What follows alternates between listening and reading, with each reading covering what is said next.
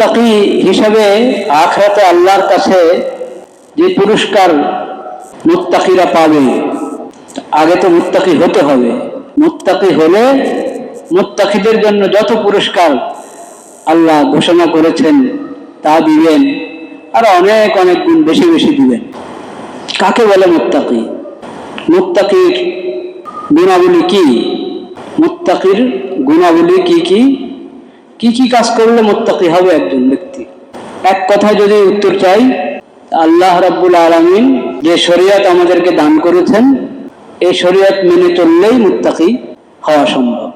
আল্লাহ যা হালাল করেছেন সেটাকে হালাল হিসাবে গ্রহণ করা, আল্লাহ যা হারাম করেছেন হারামকে হারাম হিসাবে গ্রহণ করা, হারামকে হারাম বিশ্বাস করা এবং ওই হারাম থেকে বেঁচে থাকা। আল্লাহ রাব্বুল আলামিন যা হুকুম করেছেন, নির্দেশ দিয়েছেন তা মেনে চলা, আল্লাহ যা থেকে নিষেধ করেছেন ওটা থেকে বেঁচে থাকা, এটার নাম তাকওয়া। সেজন্য তাকওয়ার প্রথম সবক হলো ঈমান, তাওহীদ। তাকওয়ার প্রথম সবক সকল শিরক থেকে বেঁচে থাকা। তো এই প্রসঙ্গে একটি হাদিস নবী করিম সাল্লাল্লাহু আলাইহি ওয়াসাল্লামের, যেখানে নবী করিম সাল্লাল্লাহু আলাইহি ওয়াসাল্লাম আল্লাহ রাব্বুল আলামিনের নির্দেশ সমূহ থেকে 10টি নির্দেশের কথা এক হাদিসেই বলেছেন। ওই হাদিসটা আজকে আমরা আলোচনা শুরু করব, যতটুকু আলোচনা করা যায় ইনশাআল্লাহ। লা ইলাহা আস্তাগফিরুল্লাহাল্লাযী লা ইলাহা ইল্লা হুয়াল হাইয়ুল কাইয়্যুম ওয়া আতুবু ইলাইহি। আস্তাগফিরুল্লাহাল্লাযী লা ইলাহা ইল্লা হুয়াল হাইয়ুল কাইয়্যুম ওয়া আতুবু ইলাইহি। হাদিসটি তিরমিজি শরীফ সহ হাদিসের বিভিন্ন গ্রন্থে বর্ণিত হয়েছে। নবী করিম সাল্লাল্লাহু আলাইহি সাল্লাম বলেছেন, ইন্নাল্লাহা আওহা ইলা ইয়াহইয়া ইবনে যাকারিয়া বিখামসি কালিমাতিন আন ইয়া'মালা বিহিন্না ওয়া ইয়া'মুরা বনি ইসরাঈলা আন ইয়া'মালু বিহিন্না। আল্লাহ রাব্বুল আলামিন ইয়াহইয়া আলাইহিস সালাম, আমাদের নবীর আগে যে নবীগণ এসেছিলেন তাদের মধ্যে এক নবীর নাম কি? ইয়াহইয়া। তার আব্বার নাম জাকারিয়া। জাকারিয়া আলাইহিস সালাম তিনিও নবী, তার ছেলে ইয়াহইয়াও। বাপ নবী হলে তার ছেলে নবী হবে এমন কোনো কথা না। আল্লাহ যদি নবুয়ত দান করে, আল্লাহ তাআলা জাকারিয়া আলাইহিস সালামকে নবুয়ত দান করেছেন, তার ছেলে ইয়াহইয়া আলাইহিস সালামকে নবুয়ত দান করেছেন। আমাদের নবীদের মাধ্যমে আমরা জানতে পারলাম যে আল্লাহ রাব্বুল আলামিন ইয়াহইয়া আলাইহিস সালামকে ওহী পাঠিয়েছেন ইয়াহইয়া আলাইহিস সালামের কাছে 5টি বিষয়ের কথা। এই 5টি বিষয় যেন তিনি নিজে আমল করেন এবং বনি ইসরাইলকেও আমল করতে নির্দেশ দেন। তখন ইয়াহইয়া আলাইহিস সালাম বনি ইসরাইলকে, ইসরায়েলের সকল আওলাদ ফারজান যত আছে সবাইকে একত্র করেছেন বাইতুল মাকদিস। পুরা মসজিদ ভরে গেল, একবারই আশপাশাও এসে জমা হয়ে তারা বসেছে। ইয়াহইয়া আলাইহিস সালাম আল্লাহর পক্ষ থেকেও 5টি কথা তাদেরকে শোনালেন। প্রথম কথা হলো লা তুশরিকু বিল্লাহি শাইআ, লা তুশরিকু বিল্লাহি, আল্লাহর সঙ্গে কাউকে শরীক করো না। তো যারা মুসা আলাইহিস সালামের প্রতি অন্য যে কোনো নবীর প্রতি ঈমান এনেছে, খাতামুন নবীনের আগে যত নবী এসেছিলেন সকল নবীর একই শিক্ষা, লা ইলাহা ইল্লাল্লাহ, লা ইলাহা ইল্লাল্লাহ। শিরক থেকে দূরে থাকতে হবে, তাওহীদের উপরে মজবুত থাকতে হবে, এটা জানা কথা, সবাই জানে। মুমিন বলতে, মুসলিম বলতে জানবে এটা। যে কোনো নবীর উম্মত যদি নবীর উপরে তার ঈমান থাকে, সে তাওহীদের বিশ্বাসী হবে, সব শিরক থেকে বেঁচে থাকবে, দূরে থাকবে। কিন্তু যেহেতু এটা সবচেয়ে গুরুত্বপূর্ণ ফরজ আল্লাহর পক্ষ থেকে তাওহীদের উপরে মজবুত থাকা, এবং সবচেয়ে ভয়ঙ্কর হারাম হলো শিরিক করা, তাওহীদ ছেড়ে শিরিকের দিকে যাওয়া, সেজন্য এটা স্মরণ করিয়ে দিতেন নবীরা সবসময়। আল্লাহ রাব্বুল আলামিনের কোরআনে অনেক অনেক আয়াতে, একবার না দুইবার না, শতবার স্মরণ করে দিয়েছেন যে লা ইলাহা ইল্লাল্লাহ, এই বিশ্বাসের উপর মজবুত থাকো এবং শিরিক থেকে কি দূরে থাকো। সকল নবী এবং নবীদের সকল ওয়ারিস তাদের এটাই কাজ, লা ইলাহা ইল্লাল্লাহর দাওয়াত। প্রথম কথা লা ইলাহা ইল্লাল্লাহ, কুলু লা ইলাহা ইল্লাল্লাহ তুফলিহু। লা ইলাহা ইল্লাল্লাহ বলো, মনে প্রাণে বিশ্বাস করো, এই তাওহীদ ধারণ করো এবং তাওহীদের উপরে চলো, তুফলিহু, তাহলে তোমরা সফল হবে। তো এখানেও বিশেষভাবে সব মুসলমান তাওহীদের বিশ্বাসী, কিন্তু প্রথম গুরুত্বের সাথে 5টি কথা বনি ইসরায়েলকে নিজে আমল করো, বনি ইসরায়েলকে বলো। তিনি সবাইকে একত্র করে আল্লাহর ওই ওহী বার্তা পৌঁছে দিলেন, এবং সেই বার্তার মধ্যে প্রথম কথা, লা তুশরিকু বিল্লাহি শাইআ, আল্লাহর সঙ্গে কাউকে কি করো না, শরীক করো না।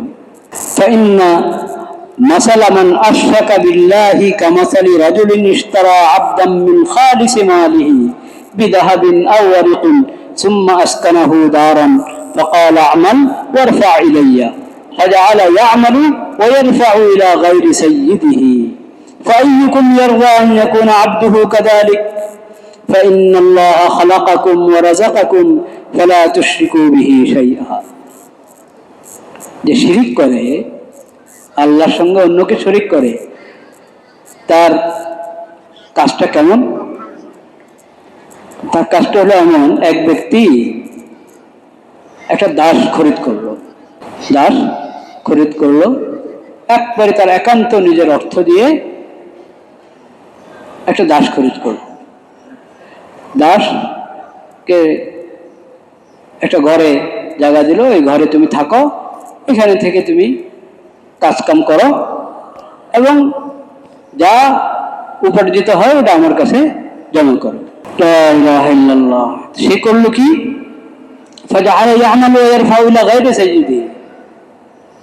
এক কাজ করছে ঠিক, কিন্তু যা আয় উপার্জন হয় ওটা যে একে খরিদ করে তার মনিবের কাছে না দিয়ে অন্যদেরকে দিয়ে দেয়। তোমাদের কে এটা পছন্দ করবে তার দাস এমন হবে? দাস হলো এক ব্যক্তির, আর সে যা উপার্জন করে ওটা দিচ্ছে আরেক ব্যক্তিকে। এটা কেউ পছন্দ করবে? এইখানে তো হলো দাসও আরেকজনের সৃষ্টি, মনিবও আরেকজনের কি, মনিবও আল্লাহর সৃষ্টি, দাসও কি আল্লাহর সৃষ্টি। যে ঘরে রেখেছে সেটা আল্লাহর দান। বাস কোনো কারণে এই ব্যক্তি দাস হয়ে গেছে, ও মনিব, শুধু এতটুকু। দুজনে আল্লাহর মাখলুক, দুজনেই আবহাওয়া উপভোগ করছে কার? আল্লাহর জমিনে আছে, তাও একটু পার্থক্য, মনিব ও দাস। এখানে মনিব বরদাস্ত করবে না যে দাস তার কথার বাইরে যাবে। তো আল্লাহ রাব্বুল আলামিন তো খালেক এবং মালিক। আল্লাহ সৃষ্টিও করেছেন তোমাকে, আল্লাহ রিজিকও আল্লাহ দিচ্ছেন, সৃষ্টিও আল্লাহ তাআলা করেছেন। তুমি আল্লাহর মাখলুক হয়ে আল্লাহর রিজিক গ্রহণ করে তোমাকে সুস্থ রেখেছেন আল্লাহ তাআলা, তোমাকে শক্তি দান করেছেন আল্লাহ তাআলা। আল্লাহ তোমাকে সৃষ্টি করেছেন ইবাদতের জন্য, একমাত্র আল্লাহর ইবাদত করবে তুমি। এখন তুমি আল্লাহর ইবাদত বাদ দিয়ে নিজেদের বানানো মাবুদের জন্য যদি ইবাদত করো, তাহলে এটা অন্যায় হবে কি হবে না? হবে। এটা জুলুম। একবারে স্বাভাবিক ছোট্ট একটা উদাহরণ দিয়ে বোঝানো হয়েছে কথাটা। শিরিকের ভয়াবহতা তো অনেক কঠিন, কিন্তু একবারে ছোট্ট ওই দৃষ্টান্তের উপরে যদি আমরা চিন্তা করি, সহজে বুঝে আসে যে আমি আল্লাহর মাখলুক, আল্লাহ আমাকে সৃষ্টি করেছেন, আমার হায়াত মত আল্লাহর হাতে, রিজিক দিচ্ছেন আল্লাহ তাআলা, আমার লালন পালন করেছেন কে? আল্লাহ তাআলা। তাহলে আমি আল্লাহর সঙ্গে অন্যকে কিভাবে শরীক করি? লা তুশরিকু বিল্লাহি শাইআ। এখন যত সম্প্রদায় শিরিক করে, যত সম্প্রদায় যারাই শিরিক করো, তারা আল্লাহর মাখলুকের বাইরে কাও, সবাই আল্লাহর মাখলুক। সবাইকে রিজিক কে দিচ্ছেন? আল্লাহ তাআলা। সবার হায়াত মত কার হাতে? আল্লাহর হাতে। আল্লাহ তাআলা রব্বুস সামাওয়াতি ওয়াল আরদ, সবার রব আল্লাহ তাআলা, সবার খালেক আল্লাহ তাআলা। কাজে ইবাদত একমাত্র কার জন্য? আল্লাহর জন্য। যে ইবাদতকে আল্লাহ ছাড়া অন্যের দিকে নিবে, অন্যের ইবাদত করবে, অন্যের উপাসনা করবে, সে জুলুম করলো। সে কি করলো? জুলুম করলো। সবচেয়ে বড় জুলুম হলো শিরক। সবচেয়ে বড় জুলুম কি? শিরক। লা তুশরিকু বিল্লাহি শাইআ। ফাইনাল্লাহ খালাকাকুম ওয়া রাযাকাকুম, আল্লাহ তোমাদেরকে সৃষ্টি করেছেন, তোমাদেরকে রিজিক দিয়েছেন, কাজে তোমরা আল্লাহর সঙ্গে কাউকে শরীক করো না।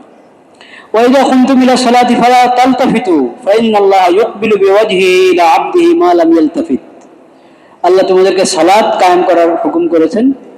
সালাত কায়েম করা মানে হলো সালাত যথাযথভাবে আদায় করা, নামাজ যথাযথভাবে আদায় করা, খুজুর সাথে আদায় করা। কাজে নামাজে দাঁড়ালা, এখন একবার এইদিকে তাকাও, একবার ওইদিকে তাকাও, সামনের দিকে দূরে তাকাচ্ছে, ডানে তাকাচ্ছে, বামে তাকাচ্ছে, এরকম যদি আমাদের চোখ দিয়ে তাকানো শুরু করা হয় তাহলে খুশু থাকলো? অন্তর্গত ধরে রাখা দরকার নামাজে যথাসম্ভব। মন ছুটে গেলে আবার ঘুরিয়ে আনো মনকে। আর চোখ যদি এদের সাথে দেওয়া শুরু করে তো এর মানে তো একবারে অন্তর একবারে অনুপস্থিত। তো নামাজে তাকাবে না এদিক সেদিক, নামাজে এদিক সেদিক তাকাবে না। লা ইলাহা ইল্লাল্লাহ ফাইনাল্লাহা ইউকবিলু বিওয়াজহিহি ইলা আবদিহি মা লাম ইয়ালতাফিত। কারণ তুমি যখন নামাজে দাঁড়ালে, আল্লাহু আকবার বলে নামাজ শুরু করলে, আল্লাহ তোমার ইবাদতের প্রতি দৃষ্টি দিচ্ছেন। আল্লাহ রাব্বুল আলামিন তোমার দিকে তাকিয়ে আছেন যে বান্দা আমার ইবাদতে দাঁড়িয়েছে, আমার ইবাদতে মগ্ন আছে বান্দা। আল্লাহ তোমার দিকে তাকিয়ে আছেন, তুমি যদি অন্যদিকে তাকাও তাহলে এটা কেমন হবে? বেয়াদবি হবে কিনা? বেয়াদবি হবে। তাদের নামাজে দেশের দিক তাকাবে না। ও আমার এখন বিসিয়াম, তোমাদেরকে আল্লাহ সাওম রোজার নির্দেশ দিয়েছেন, রোজা আদায় করো। বিশেষ করে ফরজ রোজা, সেই রোজা আদায় করতে হবে। রোজার কি ফায়দা? রোজার ছোট্ট একটা ফায়দা হলো ওয়াইন্না সিয়ামা আতিয়াবু ইনদাল্লাহি মিন রিহিল মিস্ক, মিস্কের খুশবু থেকেও আল্লাহ রাব্বুল আলামিনের কাছে রোজাদারের গন্ধ আল্লাহর কাছে আরো বেশি প্রিয়। তাহলে রোজা রাখো তোমরা। ও আমার কুম্বি সাদাকা, সাদাকার নির্দেশ করেছেন আল্লাহ তাআলা। সদকা খয়রাত করো। ফরজ সাদাকা যেটা যাকাত তা তো বটেই, আরো বেশি সদকা করার চেষ্টা করবে। সাদাকার ফায়দা কি? অনেক উপকারিতা। একটা উপকারিতা এখানে বলা হয়েছে, আল্লাহ রাব্বুল আলামিন ওহীর মাধ্যমে জানিয়েছেন। তো ধরো একজন ব্যক্তি, তাকে শত্রুরা বন্দী করে ফেলেছে, এখন তার গর্দান কেটে দিবে, গর্দান উড়িয়ে ফিরবে তার। সে বললো যে আমি তোমাদেরকে কিছু দিই, যা আমার কাছে আছে যতটুকু আমি দিতে পারি, অর্থ সম্পদ দিই, এটার বদলা আমাকে ছেড়ে দেয়। তো যা পেরেছে সব ওদেরকে দিয়ে নিজেকে মুক্ত করে এনেছে, জান রক্ষা। সাদাকাটা হলো এমন, আখিরাতে যখন ধরা পড়বে, জাহান্নামের দিকে টেনে নেওয়া শুরু হবে তোমাকে, তখন এই সাদাকা খায়রাত যাকাত যা তুমি আল্লাহর রাস্তায় ব্যয় করেছো, আল্লাহর মাখলুকের সেবায় দিয়েছো, যা কিছু ওগুলো সব হাজির হবে। ওগুলোর বরকতে আল্লাহ তাআলা তোমাকে জাহান্নাম থেকে মুক্তি দান করবেন। লা ইলাহা ইল্লাল্লাহ। ওয়া আমারাকুম বিযিকরিল্লাহি কাসীরান ওয়া মাসালু যালিকা কামাসালি রাজুলিন তালাবাহুল আদুওয়ু সিরাআন ফি আসরি হাত্তা আতা হিসনান হাসিনান ফাআহরাজা নাফসাহু ফীহি ওয়া কাযালিকাল আবদু লা ইয়ানজু মিনাশ শাইতান ইল্লা বিযিকরিল্লাহ। আল্লাহ তাআলা তোমাদেরকে জিকির করতে বলেছেন, আল্লাহর জিকির করো। উযকুরুল্লাহ যিকরান কাসীরা, বেশি বেশি জিকির করো আল্লাহ তাআলা। সুবহানাল্লাহ, আলহামদুলিল্লাহ, লা ইলাহা ইল্লাল্লাহ, আল্লাহু আকবার, দুরূদ শরীফ, ইস্তিগফার, কোরআনের তেলাওয়াত, যত ধরনের জিকির আছে। আর সবচেয়ে বড় জিকির হলো 5 ওয়াক্ত ফরজ নামাজ। সবচেয়ে বড় জিকির কি? 5 ওয়াক্ত ফরজ নামাজ। নামাজ আদায় করলে জিকির হয়ে যায়। নামাজের শুরু থেকে শেষ পর্যন্ত জিকির, এটা ফরজ। এছাড়া তাসবিহ পাঠ করা, আল্লাহর প্রশংসা, আল্লাহর বড়ত্ব মাহাত্ম্য বর্ণনা করা, যেভাবে হাদিস শরীফে কোরআন কারীম আল্লাহ তাআলা জিকির শিখিয়েছেন, ওই সমস্ত জিকির করো। জিকিরের ফায়দা কি? অনেক ফায়দা। একটা ফায়দা হলো, যার পিছনে শত্রুরা দৌড়াচ্ছে, ওকে ধরে বাঁধবে, শেষ করবে, হঠাৎ সে একটা দুর্গ দেখলো, কিল্লা, ওখানে আশ্রয় নিয়ে বেঁচে গেল। হ্যাঁ, এরকম যত ধরনের শত্রু আছে, নফস, শয়তান এবং আরো যত শত্রু, সব শত্রুর শত্রুতা থেকে বাঁচার জন্য দুর্গ হলো জিকির। কি জিকির? আল্লাহর জিকির। জিকিরের দ্বারা তুমি বলা মুসিবত থেকে বাঁচতে পারবে, দুনিয়া আখিরাতে সব জায়গায় মুসিবত থেকে বাঁচতে পারবে। এই পাঁচটা কথা, কোনটা নতুন কথা আছে? সব নবীদের শিক্ষা। শিরিক করবে না, সালাত যথাযথ আদায় করবে খুশুখুজুর সাথে, সিয়াম যথাযথ আদায় করবে, জাকাত সদকা খায়রাত যথাযথ আদায় করবে, এবং আল্লাহর জিকির করবে। লা ইলাহা ইল্লাল্লাহ, লা ইলাহা ইল্লাল্লাহ। নবী করিম সাল্লাল্লাহু আলাইহি ওয়াসাল্লাম ইয়াহইয়া আলাইহিস সালামের কাছে আল্লাহ যে ওহী পাঠিয়েছেন, সেই ওহী উদ্ধৃত করে এরপরে বলেন, ওয়ানা আমরুকুম বিখামসিন আল্লাহু আমারানি বিহিন। আমিও তোমাদেরকে আরো 5টি কাজের নির্দেশ দিচ্ছি, আল্লাহ আমাকে হুকুম করেছেন নিজে আমল করার জন্য, তোমাদেরকে বলার জন্য। সেই 5টি জিনিস কি?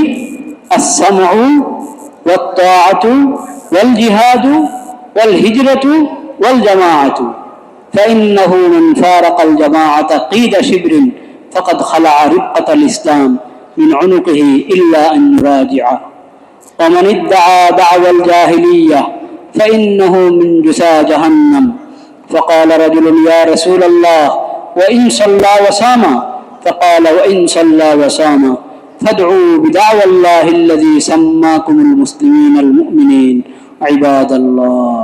এই 5টি জিনিসের মধ্যে প্রথমটি হলো আস-সামউ ওয়াত তাআ। আল্লাহ রাব্বুল আলামিনের বাণী, নবী করিম সাল্লাল্লাহু আলাইহি ওয়াসাল্লামের হাদিস এবং কোরআন হাদিসের আলোকে উলামায়ে কেরাম যে নির্দেশনা দিবেন, যেখানে যেই সুন্দর নির্দেশনা, ভালো নির্দেশনা আমার সামনে পেশ করা হবে, ওটাকে খেয়াল করে গুরুত্বের সাথে শোনা। কোরআন তেলাওয়াত হচ্ছে, খেয়াল করে শুনবো। নবীদের হাদিস শোনানো হচ্ছে, খেয়াল করে শুনবো। শরীয়তের মাসালা শোনানো হচ্ছে, খেয়াল করে শুনবো।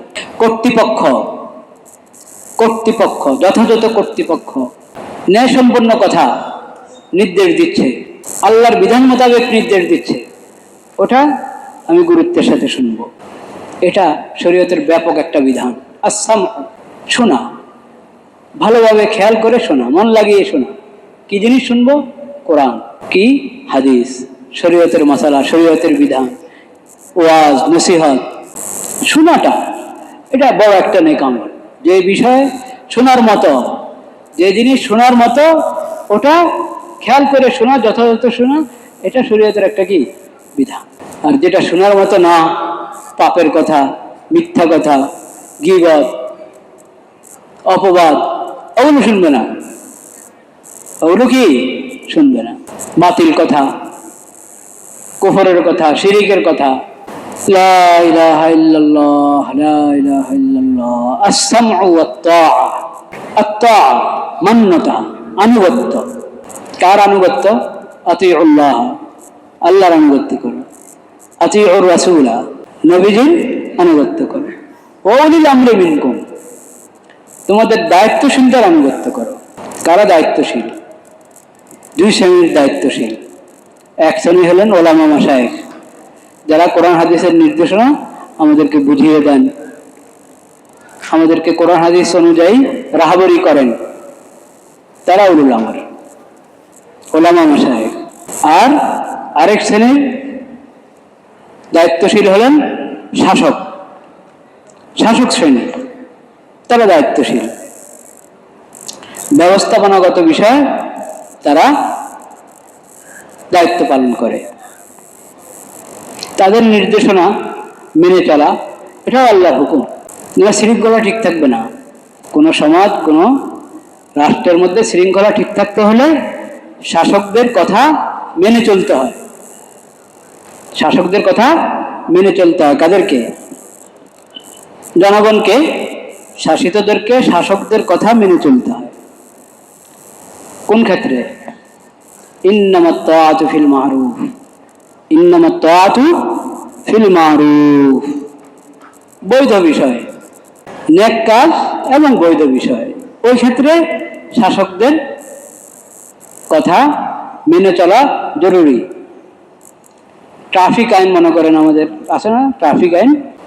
এইদিকে ডান দিকে ঘোরা যাবে, হ্যাঁ, বা ঘোরা যাবে না, এটাতে খালি আসবে গাড়ি, যাবে না। কোন রোড আছে আসে আবার কি যায়।